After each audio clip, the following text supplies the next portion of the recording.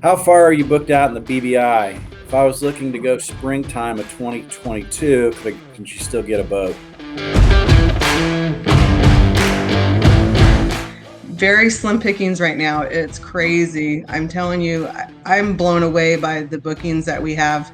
I just had somebody call for a June booking, and I think we have maybe 3 boats left for June. So February, March, April, June, May, June. I mean, I'd say about 75 to 85% booked. So slim picking. So if people really are thinking about going at that time frame, you need to get on a booking now.